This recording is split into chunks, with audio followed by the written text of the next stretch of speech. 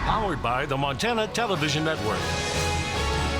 This is the Noon News from Montana's news leader. Good afternoon, everyone. Thanks for joining us on your MTN Statewide News this Thursday. I'm Jeanelle Slade. Well, another massive jump in coronavirus cases today as Montana health officials report a record 37 confirmed positives. The biggest increase in Yellowstone County with 10 cases, a majority of those individuals in their 20s. Positive results came back for 6 people in Dawson County, and Gallatin's total jumped by 7. Today's 37 new cases breaks the old record set back on March 26th.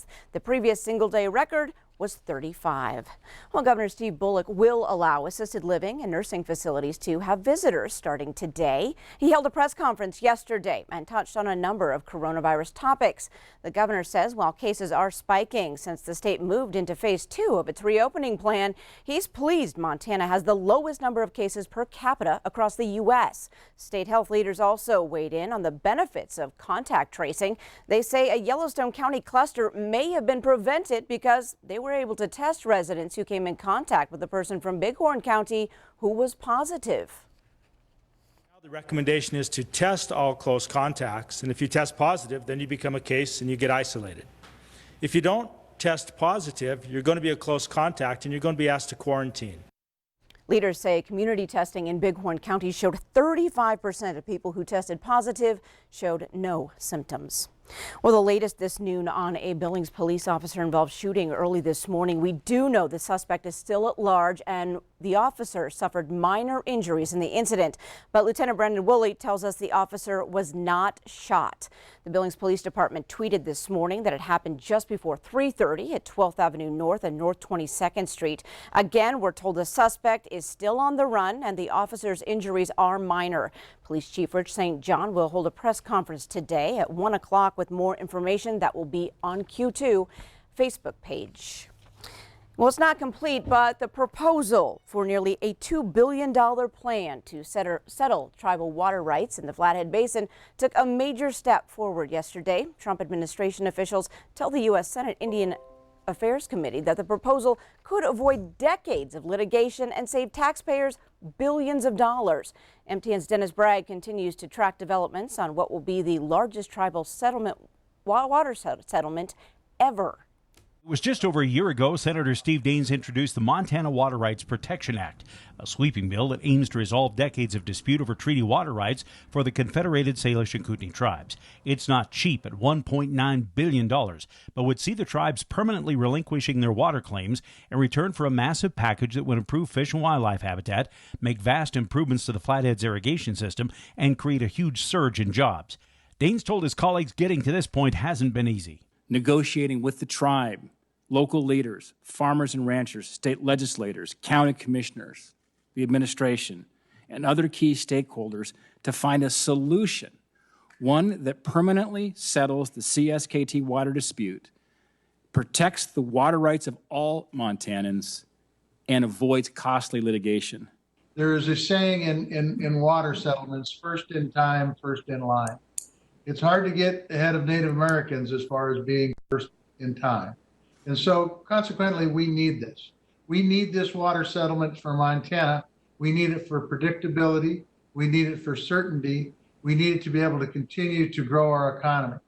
And the economic impact is massive. The Interior Department told Daines estimates are, without the settlement, Montana agriculture could suffer a $1.3 billion hit through thousands of litigated water claims that could take decades to go through water court. Additionally, this settlement will support approximately over 500 jobs, permanent jobs, as well as almost 5,000 temporary construction jobs that will be set forth by this legislation.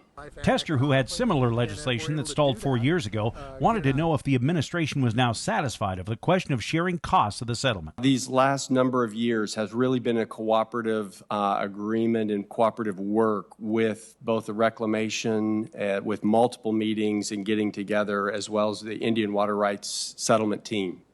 The committee left the record open for additional information over the next 2 weeks. Dennis Bragg, MTN News. Thanks so much, Dennis. Now, Daines says he'll amend the original bill to include that language clarifying accountability for all of that spending in years to come. Well, what started as a beautiful morning may cool off a bit later this afternoon, but it's not all bad news. Rob Griggs is in for Ed today to tell us more. Well, you know, we do have a bit of a cooling trend, and then it warms up, and we've sort of been doing the roller coaster ride, and usually that works out pretty well because we pick up a lot of precipitation, but I'm sorry to say we haven't been picking up enough. The latest drought outlook map shows quite a bit of dry ground out there, all the way from portions of Colorado down into New Mexico, out into Northern California, Oregon, and even sticking up into Washington state. As we look at our region, you can see southwest Montana still anywhere from dry to moderate, potentially even severe drought in the southwest, moderate drought in southeast Montana, moderate to severe drought in portions of Wyoming. And it looks like with the rain forecast over the next couple of days with these on again, off again showers and thunderstorms, we don't really have an impressive amount of rain expected, but we'll tell you what we do have in store as we finish off the week and head into the weekend. The forecast in just a little bit, Jeanelle. All right, thanks so much, Rob. Now, the man accused of committing bank fraud to help a developer of a massive Billings mansion says he's guilty.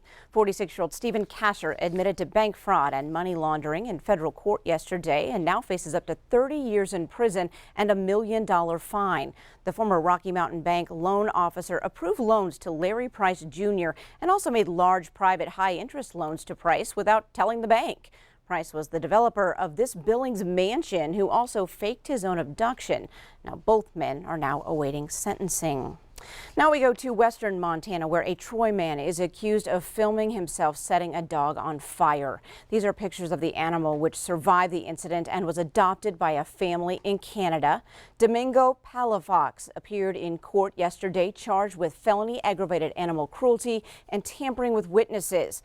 Friends of the suspect told police there was a video of Palafox tying up the dog, pouring gasoline on its body and lighting it on fire. The suspect is currently in jail on a $250,000 bond. Well, today marks the 78th anniversary of the Korean War. MTN's Phoenix O'Connor talked with two Korean War veterans who were on the battlefield. They're a part of the silent generation, a small group born between the late 1920s in the early 1940s, a time of economic hardship from the Great Depression leading into World War II. They grew up with great pride in American freedoms. The families talk about the pride of being an American. They talk about the past history of America, the different wars, War of 1812, 1776, the important stuff right here, to inculcate the idea that, hey, freedom is not free. We will take care of our own. When the call came to help fight back communist North Korea's invasion of South Korea, some men were drafted into the war, while others enlisted on their own. How old were you when you first enlisted? 17. So when you look at a 17-year-old now, Unreal that they would take a young fellow like that and send him to war. The total U.S. casualties during the war, approximately 140,000 were killed, missing in action and wounded. 4,267 were United States Marines. To see some of your buddies blowing up in front of you on a patrol was something else. We went in at the Incheon landing over the side of a ship. And as I told him before, I don't ever recall having any training for that. Spooky, going over the side of that boat. But anyway, we went over the side of the boat into landing craft and made our way to Seoul. Where we went, we walked. And that's why I'm so short. During the war, Christmas cards lightened the service members' spirits, as well as teasing each other. You set up Marines to go down to Seoul to pick up food, beer for the Army? Something's wrong. We come up and we're in the 7th Marine Regiment area and we're dumping off beer cans. They must have drunk all of our beer and took all of our jackets, because I never did see anything like that. In Helena, Phoenix O'Connor, MTN News. Thanks, Phoenix, and thank you for your service. We have more ahead on your statewide noon news. earning their badge. We'll introduce you to some of Montana's newest police officers coming up. The time now is 12:10, but first, Rob Griggs is in next with your statewide weather forecast. Don't go away.